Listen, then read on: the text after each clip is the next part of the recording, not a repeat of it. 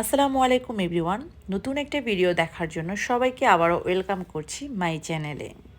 আজকে আপনাদের সাথে আমি খুব সিম্পল একটা রেসিপি শেয়ার করব। অনেকে আছে মূলা শাক খেতে পছন্দ করে না বাজে একটা স্মেলের জন্য। সেটা কীভাবে দূর করে শাক বাজি করবেন সেটাই আজকে আপনাদের সাথে আমি শেয়ার করব। মূলা শাক খেতে কিন্তু খুবই মজাদার যদি আপনি এভাবে ভাজি করেন। শাকটাকে আগে থেকে এভাবে কেটে নিয়েছি, আমি একটু বড় বড় সাইজের করে কেটেছি। আপনারা চাইলে এটাকে একদম ছোট ছোট করে কাট করতে পারেন। আমি শাকটাকে একটা পাত্রে নিয়ে নিচ্ছি। আমি শাকটাকে একটু ভেপে নেব, একটু সিদ্ধ করে নেব কয়েক মিনিটের জন্য।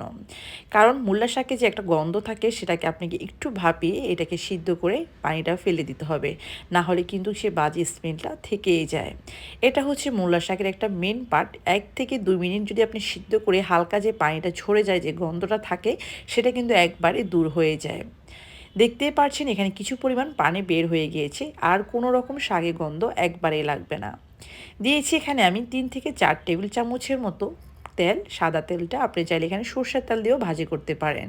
এরপর দিয়ে দিব আমি হাফ কাপের মতো পেঁয়াজ কুচি, 3 থেকে 4 কোষের মতো রসুনটাকে আমি কেটে দিয়েছি, 3 থেকে 4টা শুকনো মরিচ দিয়েছি, 3 থেকে 4টা দিয়েছি আমি কাঁচামরিচ ফালি, দিয়েছি স্বাদ মতো লবণ।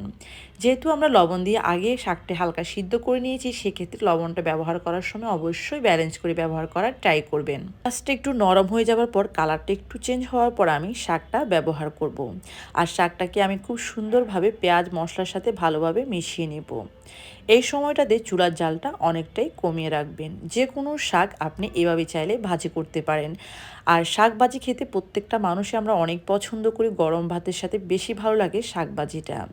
আজকে আমার শাকের যে রেসিপিটা, আপনারা চাইলে যে কোনো শাক এভাবে কিন্তু আপনি ভাজি করতে পারেন। যে কোনো শাক যদি আপনার সিদ্ধ করার প্রয়োজন হয় সেটা আপনি সিদ্ধ করে নিতে পারেন, আর যদি সিদ্ধ করার প্রয়োজন না হয় সেক্ষেত্রে আপনি একদমই প্রয়োজন নেই।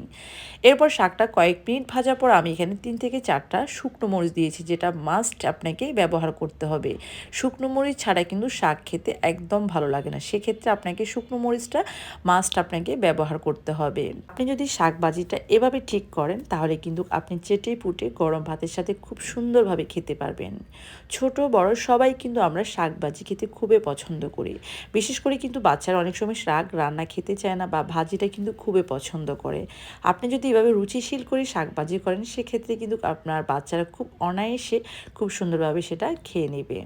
মূলো শাক ভাজির ক্ষেত্রে কিন্তু আপনি শাক ভাজিটাকে একবারে লাল করা যাবে না, তাহলে কিন্তু শাক ভাজির টেস্টটাই অনেক কমে যায়।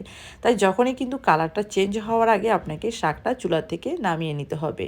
আমি এই শাকটা ভাজি করেছি প্রায় সর্বোচ্চ 10 মিনিট, মানে সিদ্ধ করা ছাড়াই কিন্তু আমি 10 মিনিট চুলার জাল কমিয়ে আমি শাকটাকে ভাজি করেছি।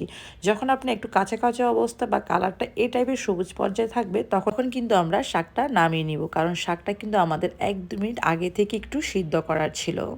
তো আমার কিন্তু রান্না অলমোস্ট কমপ্লিট হয়ে গেছে। যদি কারো ভালো লাগে থাকে অবশ্যই লাইক কমেন্ট করবেন। Thank you for watching.